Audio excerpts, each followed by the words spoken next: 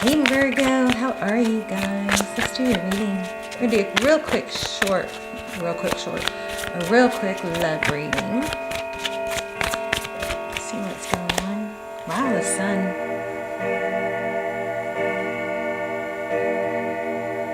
Sun is about growth, hope, healing, things being illuminated, clarity. I'm just doing a free shuffle real quick. Wow. So strong already. Y'all's energy is super strong. We've got the hangman. So Virgo energy, also Pisces, also Taurus sometimes, and Leo. But this is, look how well these cards match. So somebody is really, this is looking like clarity from doing a lot of introspection. I'm getting a lot of this right now. Two of Voices. Maybe after being blocked, something came to a standstill, and it maybe made you, force that. When that happens, it forces us to look at things differently. Apparently, it sets you free and puts you in your power. Five of Emotions. Some sort of tough lesson. So, let's see what is going on here. Pretty strong. How are you? I hope you're well. We're going to start doing our intentions and our manifestations in the comments. I talked to someone and I was reminded how amazing and strong, I shouldn't say amazing, but how powerful of a manifester I was a few years ago. And how when I would ask for signs, I would get them. Of course, sometimes I think we're living in a simulation. I swear, you guys, my freaking wall was glitching yesterday. Like, literally, if I'd look away, my wall with the fireplace on it, I'm sure it was some sort of optical thing going on, but I swear I'd look back real fast because I swear it was glitching. So anyway, I'm kind of curious about the whole we could be living in a simulation theory. Look at that. Look at this. That would make sense why tarot works, right? That would make a lot of sense, because it's like, how does this work? I mean, how do I get these messages that I don't know? The tarot does blow my mind, but and I am a very clairsentient, like painfully clairsentient. But anyway, Two of Inspiration. But look at the image. I thought this said awakening for some reason, but look at the image. Look at the image if you can. It's like a portal, like a portal opened, or a spotlight. I don't know, something cleared, something that was blocked. Remember, we had the Two of Swords. Some path to seeing, or some path to being able to, a vision, the path, something cleared, and that is now there's an ability to see. And there is the Ace of Cups, so some new love. Six of Inspiration, being recognized. So some passion, something good. So I wasn't feeling anything bad, even though we got that Two of Swords. Something good, some sort of clarity is coming, but it might be painful, but it's going to put you in a position that's actually better than where you were before, okay? The Lovers. I feel like something has made you make a decision, and it kind of lit a fire. All right, so let's stop messing around. What is going on here? Okay, yeah, truth, clarity, the Queen of Voices, this Queen of Swords. She's somebody that speaks the truth. This is a realization about how, maybe I was the one doing some of the things wrong, or maybe they're dismissive, avoidant, and maybe they dismiss how I feel. But in order to get my needs met, I fell into some, manipulative, trying to make, I don't know, there's something, I'm not sure. But anyway, we got clarity here. Let's keep going. Yes, look, somebody's speaking the truth about love. Two of Cups. Two people who love each other. Two people who give.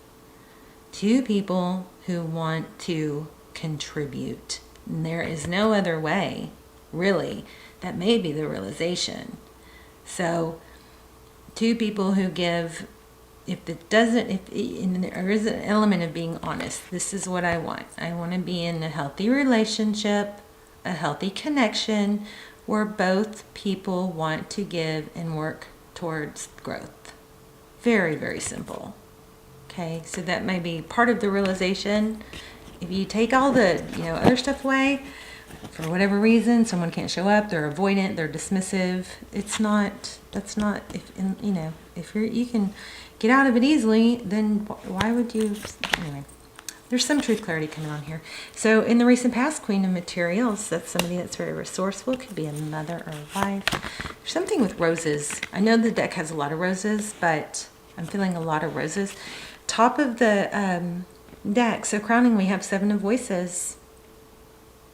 This is, typically it's the deception card, false mask. Somebody has just not been facing the truth about their part. Could be you, and I don't mean that in a bad way. We all get to that point, right?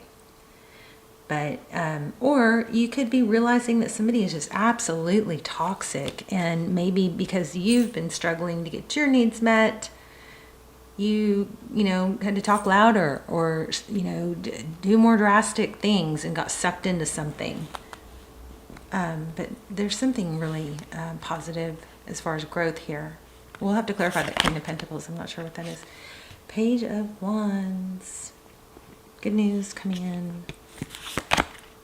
Ace of Materials. That's a new beginning that's stable. For a lot of you, this is letting go of something toxic that you thought you wanted more than anything. And then something better comes in. It's clearing a path. Remember in the beginning? That card, what came through was, it's like something punched a hole in a veil. This veil that was this imaginary,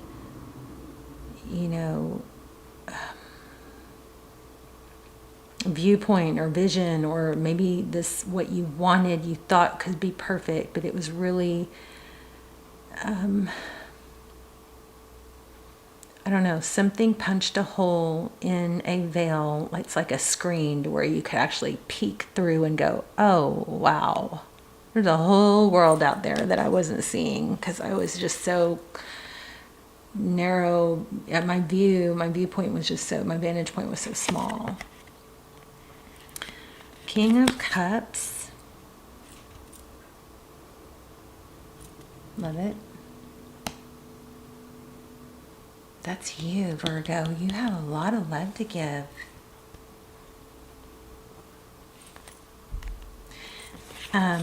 You just maybe need to be more selective about who you give it to. There it is again, remember? It's like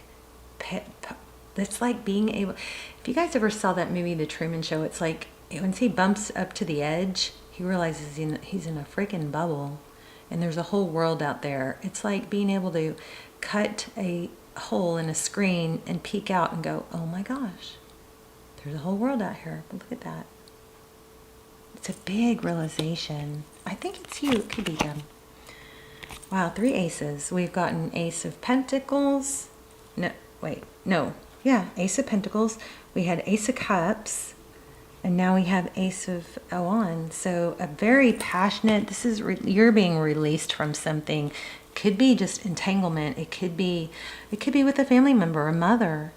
But there's been some voices in your head or some kind of influence in your life that is being cut out, and it's freeing you and bringing in all kinds of good stuff.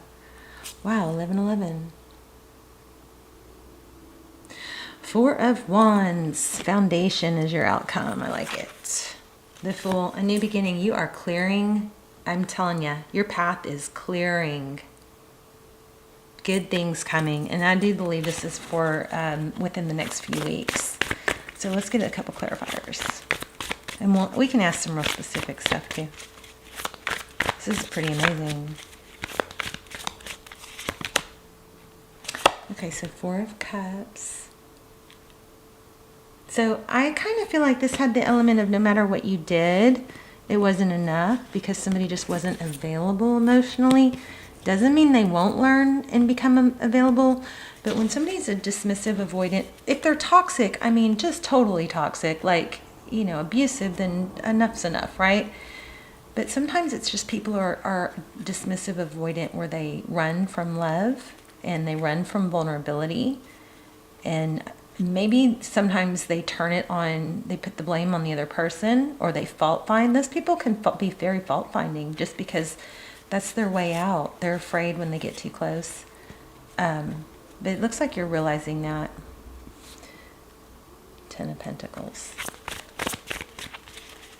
So typically these people do tend to come back. I'm not getting that real strong, but I definitely wouldn't be surprised that they see you in your power and then come back.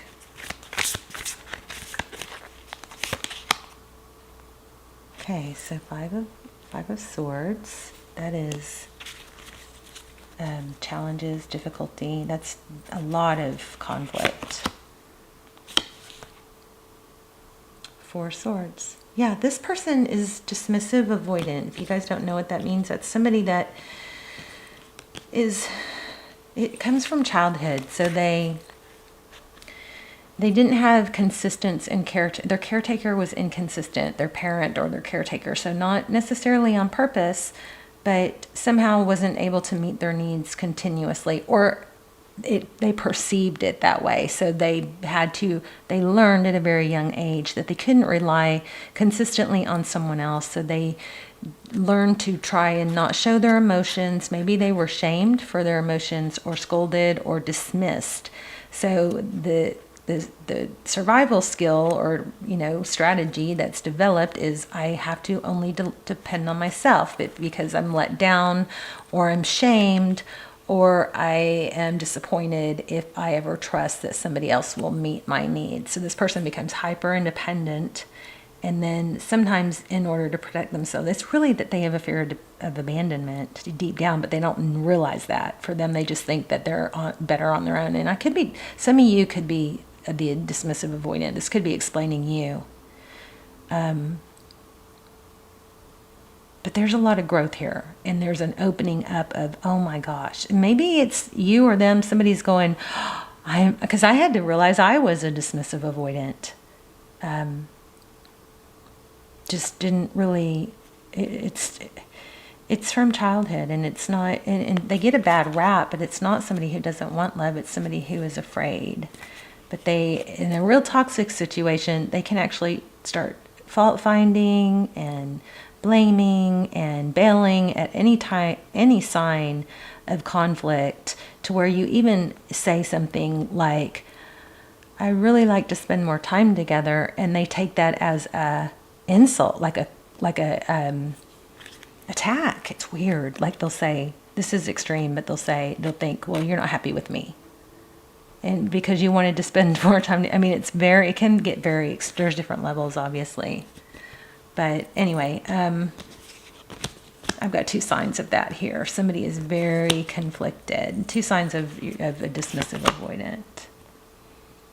Yeah, they come back and they come and go back and forth. So this is why this person, I hate to even get off on that, but it is empowering to know. That's why this person doesn't tell you how they feel, or doesn't open up. Now, for some of you, this may have gotten to a very toxic place. And it's just better to be out of it, right? But whatever it is, I think the main message here is, okay, so there's been a long burden. It's been going on for a long time. And the more you try, it doesn't matter. It's just crazy, right? Nothing you do seems to work. It's a no-win.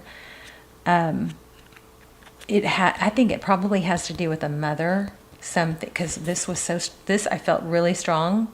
And the roses might have some significance, but for some of you, it's just so toxic. It's good to get out of. For others of you, it's really valuable to understand why this person, why they feel for you, why they have love for you, but they won't say it, or they don't compliment, or when you get too close, they will cause a diversion, or create a conflict when there's not, or they'll act like something little was a deal breaker, or they'll be always looking for something you've done wrong, or like acting like it's crazy.